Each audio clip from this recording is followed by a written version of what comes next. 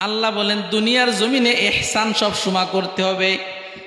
ইনসাফ এবং ইহসানের ভিতরে ব্যবধান আছে। যে যতটুকু পাবে তাকে ততটুকু দেওয়া হলো ইনসাফ। একজন কর্মচারীকে আপনি কাজের জন্য নির্ধারণ করলেন 10 টাকায়, তাকে 10 টাকা দেওয়া হলো ইনসাফ। আর আল্লাহ বলেন ইনসাফ তো করবা, ইনসাফের চেয়েও একটা ভালো কাজ আছে, তার নাম হলো ইহসান। ইহসান হলো যে যতটুকু পাবে তাকে তার চেয়েও বেশি দেওয়া। আপনি যেই কর্মচারীকে 1000 টাকায় নির্ধারণ করলেন, ওই কর্মচারীকে যদি 1010 টাকা দেন, আল্লাহ বলেন এই 10 টাকা হলো ইহসান। তাহলে ন্যায় বিচার তো করতেই হবে। কিছু কিছু ক্ষেত্রে কি করতে হবে? ইহসান করতে হবে, মানুষের প্রতি কি করতে হবে? দয়া করতে হবে। আল্লাহ পাক রব্বুল আলামিন বলেন আহসিন কামা আহসানাল্লাহু ইলাইক। আল্লাহ বলে ও দুনিয়ার গোলামেরা, তোমরা মানুষের প্রতি কেন ইহসান করবা না? আমি আল্লাহ তোমার মাথা থেকে নিয়ে পা পর্যন্ত কি পরিমাণে ইহসান তোমার প্রতি আমার পক্ষ থেকে হয়েছে একটু কল্পনা করে দেখো। আমি আল্লাহ যদি তোমার প্রতি এত ইহসান করতে পারি, তাহলে আমার সৃষ্টিকুল মানব জাতির প্রতি তুমি কেন ইহসান করবা না? আল্লাহ তাআলার অবদান আমাদের পরে একেবারে কম না, অনেক বেশি, অনেক বেশি না? তো আল্লাহ বলেন আমি তোমাদের প্রতি যদি ইহসান করতে পারি, তাহলে আমার বান্দাদের প্রতি তোমরা কেন ইহসান করবে না? এই জন্য আল্লাহর নবী বলেন ইরহামু মান ফিল আরদি ইয়ারহামুকুম মান ফিস সামা। আল্লাহ পাক রব্বুল আলামিন বলেন দুনিয়ার জমিনে যারা আছে সবই আমার সৃষ্টিকুল, মানুষ হোক জিন হোক যে কোনো প্রাণী হোক সবই আমার সৃষ্টিকুল। দুনিয়ার জমিনে যারা আছে তাদের প্রতি যদি তোমরা দয়া করো, আসমানে যিনি আছে তিনি তোমাদের প্রতি দয়া করবে। এই জন্য শুধু মানুষ না রে বাজান, যত প্রাণী আছে যে কোনো প্রাণীর উপরে অন্যায় অবিচার করা যাবে না, যে কোনো প্রাণীর উপরে ইহসান করতে হবে। একটা প্রাণী অনাহারে আছে, আপনার সাধ্য থাকলে খাবারের ব্যবস্থা করবেন, ইহসান করতে হবে। আল্লাহর নবী বলেন দুনিয়ার জমিনে যে কোনো প্রাণীর প্রতি যদি কোনো মানুষ ইহসান করে, দয়া করে, রহম করে, ওই ব্যক্তির উপরে যিনি রহম করবেন তিনি কে? আল্লাহ। ইহসান, ইহসানের আরেকটা অর্থ হলো ইবাদতের ক্ষেত্রেও ইহসান আছে। ইবাদতের ক্ষেত্রে ইহসান মানে এমনভাবে ইবাদত বন্দিগি করা, এই মনে করে ইবাদত বন্দিগি করা যে আমি ইবাদত বন্দিগি করতেছি এমনভাবে যে আমি আল্লাহ তাআলাকে কি করতেছি? দেখতেছি। এই নিয়তে ইবাদত বন্দিগি করা যে আমি ইবাদত বন্দিগি করতেছি, নামাজ পড়তেছি, আল্লাহ তাআলাকে দেখতেছি। অন্তত পক্ষে এতটুকু ধারণা করা আমি যদিও আল্লাহকে না দেখতেছি, আল্লাহ আমাকে দেখতেছে, এই চিন্তা নিয়ে কি করা? নামাজ পড়া। এর নামও ইহসান। যেমন আল্লাহর নবী বলেন, বুখারী শরীফের 1 নম্বর হাদিস, আল্লাহর নবী বলেন আনতা আবুদাল্লাহ কান্নাকা তারাহ। আল্লাহর নবী বলেন উম্মত আমার, নামাজ পড়বা এমনভাবে চিন্তা করবা কেমন যেন তুমি আল্লাহকে দেখে দেখে সিজদা করতেছো। তুমি যে সূরা পড়তেছো দুনিয়ার কোনো মানুষের সঙ্গে কথা বলছো না, মনে করবা আমি আমার মালিকের সামনে দাঁড়িয়ে কথা বলছি। ফাইন লাম তাকুন তাওয়াহু ফাইন্নাহু ইয়ারাক। এই পর্যায়ে যদি যাইতে নাও পারো, অন্তত পক্ষে এতটুকু ধারণা করবা যদিও তুমি আল্লাহকে দেখতেছো না, কিন্তু আল্লাহ কিন্তু তোমাকে দেখতেছে। এই নিয়তে যদি নামাজ পড়ি, নামাজটা কেমন হবে কন্ত? যদি আমি নিয়ত করি আমি যদি নামাজ পড়তেছি, আমাকে সরাসরি আল্লাহ তাআলা দেখতেছেন, এই নিয়তে যদি কেউ নামাজ পড়ে, নামাজের কোয়ালিটি অনেক সুন্দর হবে না? এটাকেও কি বলা হয়? ইহসান বলে। আল্লাহু আকবার। আশরাফ আলী থানভী রহমাতুল্লাহ আলাইহি জলিলুল কদর একজন বড় আল্লাহর ওলি, ওই ভারতের জমিনে ঘুমিয়ে আছেন। আশরাফ আলী থানভী রহমাতুল্লাহ আলাইহির একজন খলিফা ছিলেন ডাক্তার আব্দুল হাই রহমাতুল্লাহ আলাইহি। আশরাফ আলী থানভী রহমাতুল্লাহ আলাইহির খলিফা ডাক্তার আব্দুল হাই, সে কিন্তু আলেম না, চিকিৎসক, ডাক্তার। ডাক্তার আব্দুল হাই জগৎ বিখ্যাত একজন। আশরাফ আলী থানভী রহমাতুল্লাহ আলাইহির খলিফা ডাক্তার আব্দুল হাই রহমাতুল্লাহ আলাইহির কাছে একজন সাধারণ মুরিদ এসে বলতেছে, হুজুর আমি আল্লাহ পাক রব্বুল আলামিনের কোরআনের ভিতরে যে ইহসানের কথা বলেছেন আল্লাহ তাআলা, ওই ইহসান আমার ভিতরে পরিপূর্ণভাবে আমি অর্জন করতে পেরেছি। তো ডাক্তার সাহেব খুব খুশি হয়েছে যে ইহসান, কোরআনুল কারীমের ভিতরে যে ইহসানের কথা বলা হয়েছে, এই ইহসান তুমি পরিপূর্ণভাবে অর্জন করতে পেরেছো, এটা তো খারাপ না, এটা অনেক ভালো ভালো বিষয়। কয় কেমনে অর্জন করছো? তখন ওই লোকটা বলতেছে, হুজুর আল্লাহর নবী হাদিসের ভিতরে জানাই দিছে ইবাদত বন্দেগী এমনভাবে করতে হবে, মনে করতে হবে আমার প্রত্যেকটা ইবাদত বন্দেগী আল্লাহ তাআলা দেখতেছে। আমি যখন নামাজে দাঁড়াই তখন এই চিন্তা ফিকির নিয়েই আমি নামাজে দাঁড়াই। তাহলে আমি বলতে পারি ইহসানের যে অর্থ আল্লাহ তাআলা বুঝিয়েছেন এটা আমার ভিতরে চলে আসছে।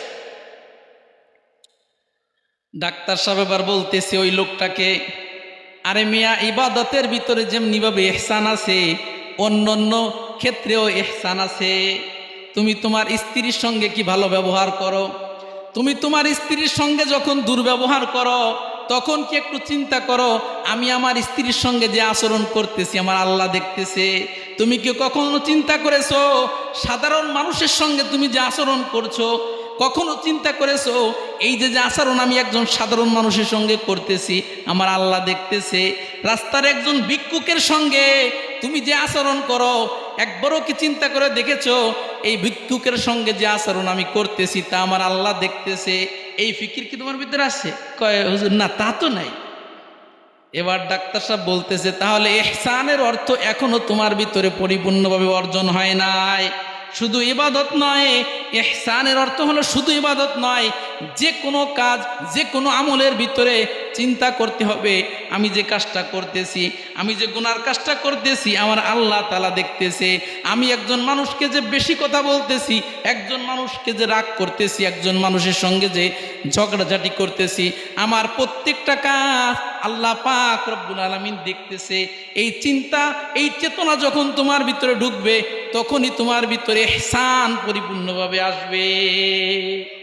তাহলে প্রত্যেকটা কাজ করার ক্ষেত্রে চিন্তা করতে হবে আমি যে কাজ করতেছি ভালো করি মন্দ করি দেখে কে? এই চিন্তা যদি থাকে তাহলে মন্দ কাজ হবে, গুনার কাজ হবে। গুনার কাজ করার আগে চিন্তা করতেছেন, হায় রে আমি যে গুনার কাজ করতেছি এটি তোমার আল্লাহ দেখতেছে। এই চিন্তা ঢুকলে কিন্তু আর গুনার কাজ। 3 নম্বর আল্লাহ তাআলা বলেন ওয়াইতা ইদিল কুরবা। 1 নম্বরে আল্লাহ বললেন ন্যায় বিচার, 2 নম্বর আল্লাহ তাআলা বললেন ইহসান, 3 নম্বর যে কথাটা বলছে বাজান, এই কথাটা যদিও 3 নম্বরে বলছে কিন্তু এই 3 নম্বর কথার গুরুত্ব সবচেয়ে বেশি। আল্লাহ তাআলা বলেন ওয়াইতা ইদিল কুরবা, নিকটাত্মীয়দের প্রাপ্য এবং হক পরিপূর্ণভাবে বুঝিয়ে দাও। নিকটাত্মীয় স্বজনের যে হক আছে, প্রাপ্য আছে, অধিকার আছে, এটা কিন্তু আদায় করতে হবে। মুসলমান ভাইয়েরা আমার, নামাজ পড়তেও আমি রাজি আছি, রোজা রাখতেও কিন্তু আমি রাজি আছি, হজ করতেও রাজি, যাকাত দিতেও রাজি, কিন্তু অন্যের হক পরিপূর্ণভাবে বুঝিয়ে দিতে কিন্তু রাজি না। আছে না নাই? সমাজের ভিতরে হাজার হাজার সন্তান আছে, যেই সন্তান ফুফুর হক সারা জীবন খেয়ে যাচ্ছে, জীবনে ফুফুরে ডাক দিয়ে বলে না, ও ফুফু আমার বাবা সারা জীবন আপনার হক খেয়েছে, আমি সন্তান হিসাবে আপনি আমার ফুফু, আপনার হকটা আমি বুঝিয়ে দিলাম। কত অসংখ্য অগণিত বাবা আছে, এই বাবা ভাই আছে, এই ভাই তার বোনের হকটা বুঝে দেয় না। আছে না নাই? সারা জীবন এই ভাই নামাজ পড়েছে, রোজা রেখেছে, ইবাদত বন্দেগী করছে, কিন্তু বোনের হক মেরে খেয়ে বসে আছে, বোনের হকটা ঠিক মতো বুঝে দেয় নাই। এ মুসলমান, এই নামাজ পড়লেও কাজ হবে না, এই যাকাত দিলেও কাজ হবে না, আগে বোনের হক দিতে হবে। আল্লাহ পাক রব্বুল আলামিন বলেন ফাআতিদাল কুরবা হাক্কাহু ওয়াল মিসকিনা ওয়া ইবনাস সাবিল।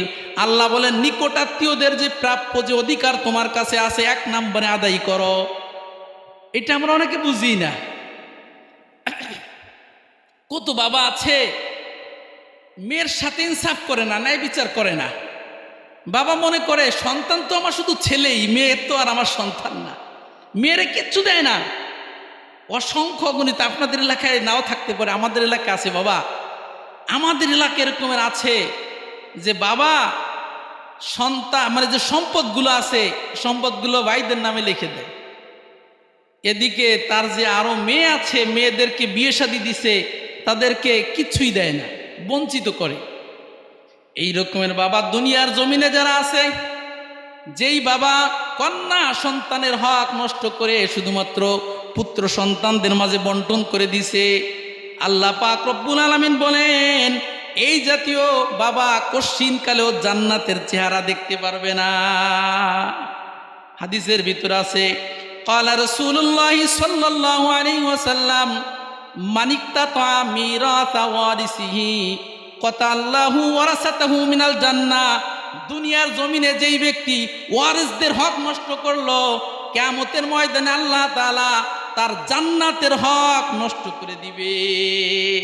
সহজ কথা না, অনেক কঠিন কথা। দুনিয়াতে আপনি উদাহরণস্বরূপ, আমি কার কথা বলবো আবার বিপদে পড়ে যাবো, আমি আমার কথা বলি, আমি যদি আমার বোনের হক নষ্ট করি, আমার বোনের হকটা যদি আমি ভালো করে বুঝে না দেই, আমি আমার বোনের ওরাসাত, এই ওরাসাত থেকে তাকে বঞ্চিত করলাম। কিয়ামতের ময়দানে আল্লাহ আমাকে বলবে তোকে আমি জান্নাত থেকে বঞ্চিত করে দিলাম। অনেক কঠিন কথা কিন্তু বাজান। বোনরা না চায়, এবার আমি বলি বোনরা চায় না কেন?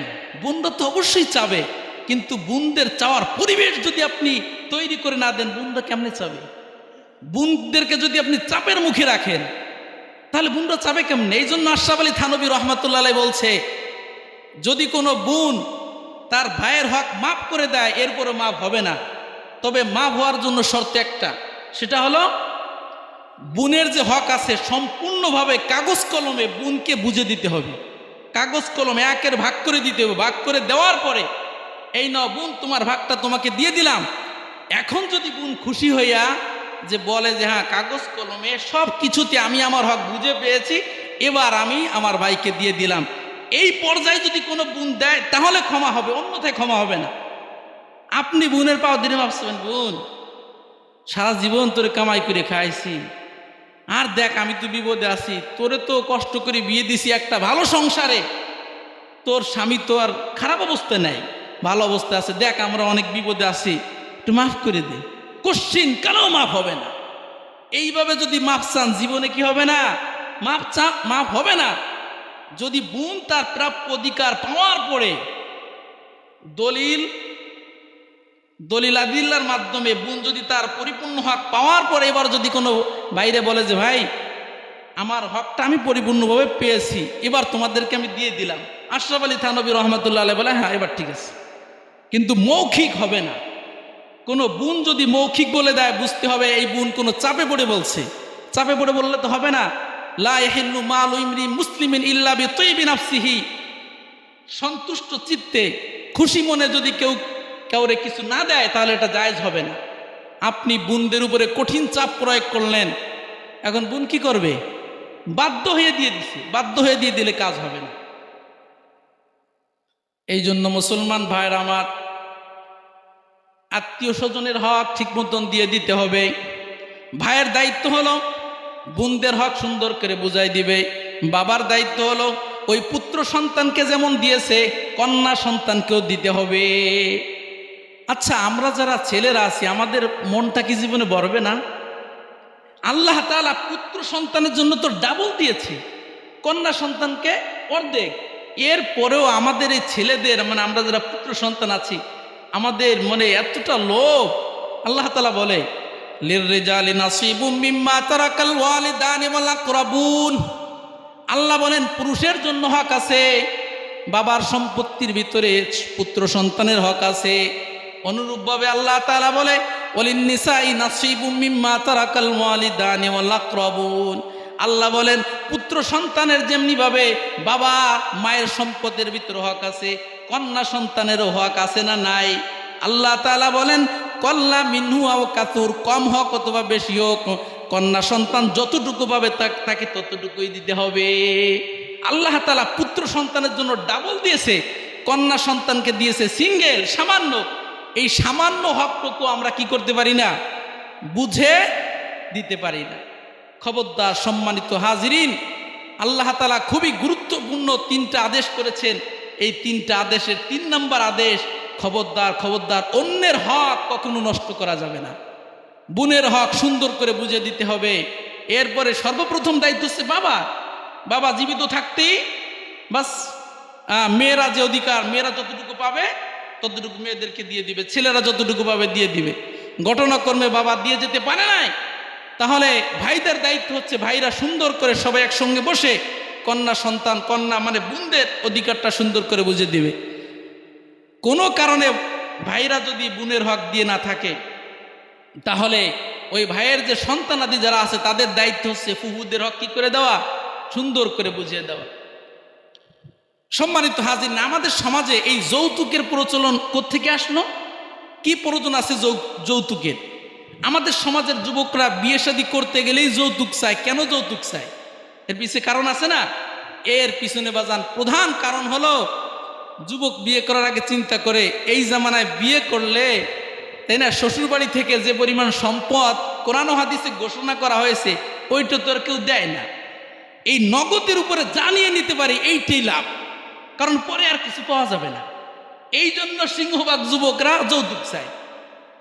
নাহলে যৌতুক চার তো কোনো বিষয় না। একটা মেয়েকে যদি বিয়ে করে তাহলে যৌতুক কেন চাবে? সে তো কোটি কোটি টাকা সম্পদ পেয়ে যাচ্ছে, তাহলে যৌতুক চার তো কোনো প্রশ্নই আসে না। যৌতুক কেন চায়? যে বিয়ে করার পরে আর কিছুই দেয় না, কিছুই পায় না। বিয়ে করার আগে এই জন্য আগে চুক্তি করে কত লাখ দিবেন, কত লাখ দিবেন এটা আগে বলেন। বিয়ের আগে চুক্তি করে কেন? বিয়ে একবার হয়ে গেলে আর জীবনেও পাওয়া যাবে না। এই জন্য আমাদের সমাজে যে যৌতুকের যে প্রথা বা প্রচলন আছে, এর জন্য আমাদের সমাজের দায়িত্বশীল ব্যক্তিরাই দায়ী। যুবকদের একচেটে দোষ দিয়ে লাভ নাই। যুবক বিয়ে করতে গেলে যে যৌতুক চায়, এর জন্য যুবকের উপরে সম্পূর্ণ দোষ চেপে দেওয়া ঠিক হবে না। আমাদের সমাজে আমরা যারা দায়িত্বশীল আছি, আমরা যদি আমাদের অবস্থান থেকে ভালো হয়ে যাই, তাহলে দেখবেন যে সমাজ থেকে যৌতুক বন্ধ হয়ে যাবে।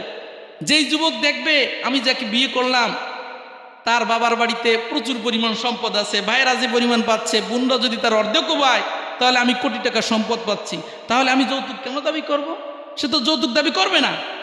এই জন্য আমাদের ভালো হতে হবে। আমাদের ভালো হইলে যুবকরা অটোমেটিক কি হয়ে যাবে? ভালো হয়ে যাবে। তো যাই হোক, এই সূরাতুন নাহলের ভিতরে আল্লাহ তাআলা 3টা আদেশ করছে। 1 নাম্বার আদেশ হচ্ছে সর্বক্ষেত্রে ন্যায় বিচার করতে হবে। 2 নাম্বার ইহসান করতে হবে, মানুষের প্রতি দয়া করতে হবে, পরোপকারে লিপ্ত হতে হবে। 3 নাম্বার কি করতে হবে? আত্মীয় স্বজনের হক। এই যে ভাই বোনের মাঝে যে একটা সুসম্পর্ক, এটা কেন থাকে না? এর পিছনে প্রধান কারণ হলো ভাই বোনের হক নষ্ট করছে। ভাই বোনের হক নষ্ট করার কারণে ভাই বোনের মাঝে কোনো কি থাকে না? সুসম্পর্ক থাকে না। অথচ আল্লাহর নবী বলছে যে যেই ব্যক্তি আত্মীয়তার সম্পর্ক ছিন্ন করলো, যে ব্যক্তি আত্মীয়তার সম্পর্ক ছিন্ন করলো, তার ইবাদত বন্দেগী, নামাজ, রোজা, হজ, যাকাত কোনো কিছু কবুল হবে না। আত্মীয়তার সম্পর্ক এত গুরুত্বপূর্ণ। এই আত্মীয়তার সম্পর্ক ছিন্ন হওয়ার পিছনে সিংহভাগ দায়ী হচ্ছে পুরুষরা মহিলাদের হক ঠিক মতো বুঝে দেয় না। আল্লাহ পাক রব্বুল আলামিন আমাদেরকে বুঝ দান করুক যে দুনিয়া এটা চিরস্থায়ী না। দুনিয়ায় আমি এই যে চলে যাব, বোনের হক মেরে আমি চলে যাব, আমার পরে আমার সন্তানেরা খাবে, তো আমার কি লাভ? আপনি উদাহরণস্বরূপ আমি আমার কথা বলি, আমি যদি আমার বোনের হক নষ্ট করে আমি মারা যাই, তো আমি কি খেয়ে যেতে পারবো? আমার পরে আমার সন্তান আদিরে খাবে। ফাও কিয়ামতের ময়দানে বিচারের সম্মুখীন আমারই হতে হবে।